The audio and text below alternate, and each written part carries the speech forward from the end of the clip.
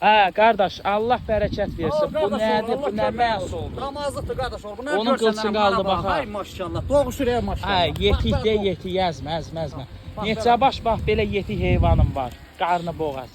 230 baş heyvanı qardaş oğlu. 230 baş. Bəli, bəli, Bu 230 günlərimdə sentyabr ayının 6-sı inşallah çəkib TikTok səhifəmizdə Bəli, paylaşım eləyəcəyik. Bax bu Boğaz məhsul qoyun alanlar haqqında. zəng eləsin. Dana boğaz qoyun alanlar zəng eləsin, damazlıq Çox qoyunlar. super heyvanlardır. Bəli. Yəni ideal bir şeylərdir. Allah Boğaz öz alan heyvanlar. qardaşlara xeyir versin. Yəni həqiqətən də saf qan qara dolaq.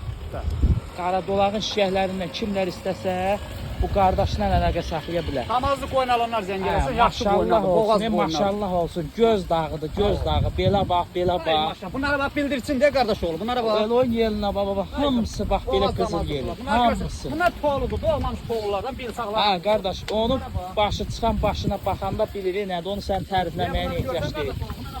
Ay maşallah. Super, super, super. Əla, əla. Bunlar hamısı damazlıq Ay heyvan. maşallah. Yəni ideal bir şeydir qardaşın heyvanı. Kimlər istəsə inşallah əlaqə nömrəni qardaş səhifəyə yerləşdirəcəyik. Buyurub əlaqə yaratsınlar səndən. Bax. Bunlara bax, hamısı qızıl gelin, hamısı. Bunlar bax, vagon deyə vagon. Vagondur, vagon. Bəh.